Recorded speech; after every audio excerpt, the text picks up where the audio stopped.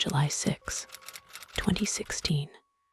That was the date when one of America's most experienced paranormal investigators felt true fear for the first time. This woman had conducted over 6,000 paranormal investigations. Her name was Emily Harper, and today I'm telling you about her final case, the one that led directly to her tragic death. Even if you search the internet, you won't find much real information about this case. But my team and I did deep research. What exactly was her last case? What caused her death shortly after returning home? I don't want to drag out the intro. Let's jump straight into the story. But before we start this video, if you want more horror, mysterious, and historical videos like this, please subscribe to the channel. Now the story begins. In 2009, Emily Harper founded the American Paranormal Society. This society handled cases beyond normal society, things from another world that no one can fully understand. People start acting in strange, inhuman ways, directly connected to the paranormal realm, the world of spirits. One day, Emily got a call from a family in Salem, Oregon, a small, quiet city known for its eerie history.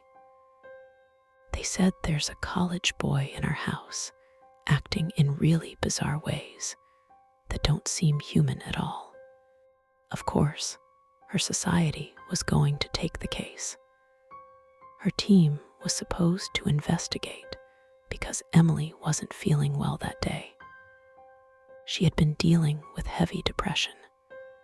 Her lifestyle had become exhausting, so she planned to stay back. But when she heard how bad the boy's condition was, Emily decided she had to go herself. Maybe if she went, she could help him. Some say this case happened months earlier, but others, including Emily's father, say it was the night right before her death in July 2016. Whatever happened to Emily that night was truly mysterious and extremely dangerous. It was evening. Emily and her team were loading investigation equipment into the car. Everything was packed, and they were about to leave.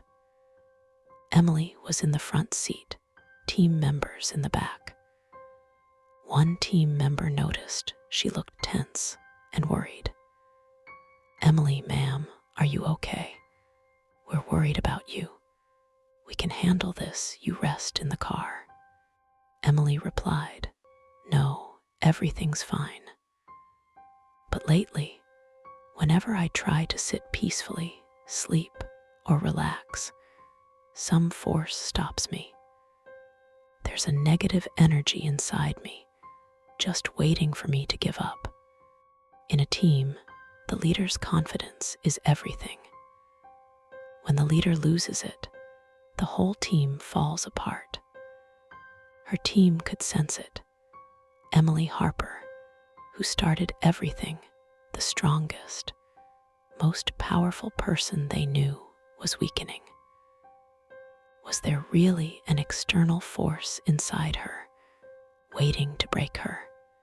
They reached the house in Salem. Emily stepped out of the car and looked up at the apartment from below. She could hear the boys' screams so loud that neighbors were coming out, peeking from balconies, and staying away from the building. But Emily was walking straight in. As soon as they entered the building, the screams got louder. In the elevator, as they went up, the sounds intensified. One special thing about Emily was that she always checked for mental health issues first before assuming anything paranormal. She knew about schizophrenia, cerebral edema,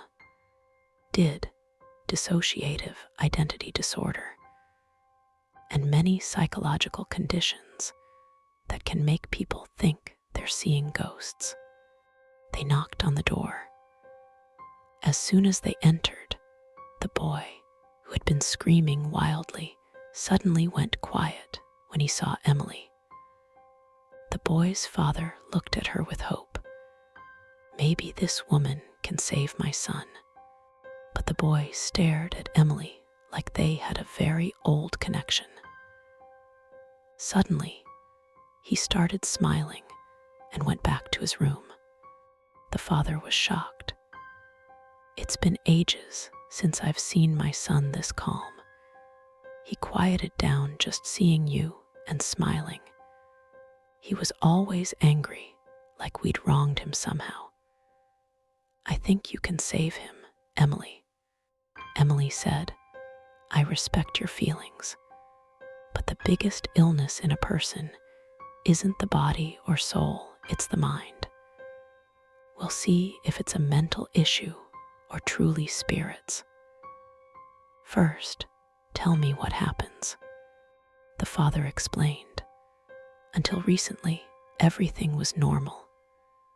My son was happy, went to college, hung out with friends, went out whenever he wanted. But slowly, he stopped going to college, stayed locked in his room. If we tried to sit with him, he'd yell and push us out. He'd growl with a changed voice. He hated anyone near him. One night, in the dark, he came into our room with a knife in his hand. I was glad he came to see us, but I snatched the knife away. He didn't hurt anyone, but I knew this fight would be long. Then things worsened. He'd hurt himself, scream at others. If we stopped him from self-harm, he'd yell louder, let me hurt myself more. His screams never stopped all day. But when you arrived, Emily, everything went silent. The house felt peaceful again. Emily showed no big reaction. She heard stories like this all the time. She told her team, quick, set up EMF meters everywhere, install cameras, get to work. They placed cameras all over the house, suspecting spirits might communicate. Usually, only one camera catches activity, but here, every camera started flashing. EMF meters gave weird readings. When Emily took one near the boy's room, it went crazy. Time to enter the room. She opened the door. The boy was sitting on his bed. Seeing Emily, he said, "You're here." Emily looked surprised, like he knew her. "Who are you?" "I come in peace. I don't want to hurt anyone." The boy went silent at first. Then, "Who are you? Do you know me?" He replied, "Every curse in this house knows you. We travel with you. Today, you'll take one more." The voice didn't seem like the boy's. It sounded like it came from behind Emily, like something clinging to her back, whispering. But Emily knew not to turn around.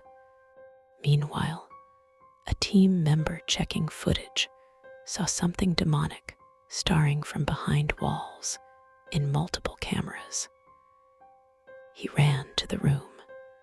He saw Emily standing completely still, frozen. The boy smiling on the bed. Emily looked terrified for the first time. The team felt it. Not one spirit in the boy, but many.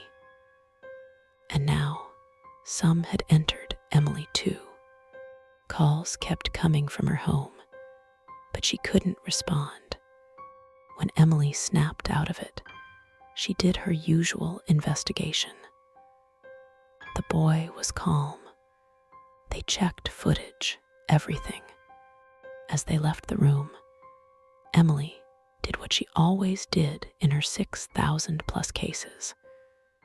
Whatever spirits or dark forces are here, come with me. Leave this place.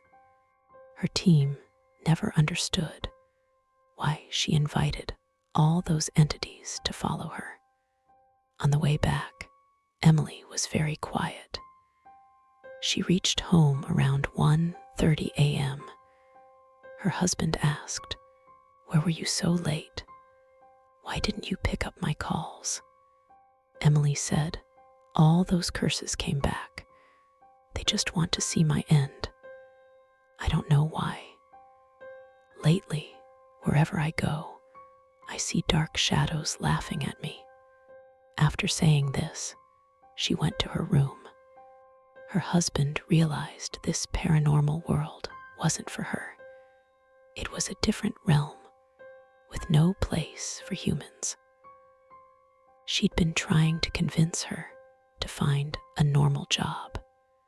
The next day, July 7, 2016, Emily woke up, checked emails for new cases, spent time with family, then went to shower. Soon after, the family heard a thud from the bathroom. They banged on the door. When they opened it, Emily was on the floor. No pulse. She had hanged herself with a scarf.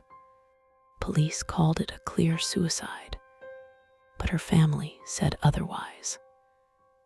That Salem case affected her deeply. She talked strangely about it afterward. Her husband said days before, she mentioned a negative force following her, coming and going, causing depression and torment. The more you try to solve this case,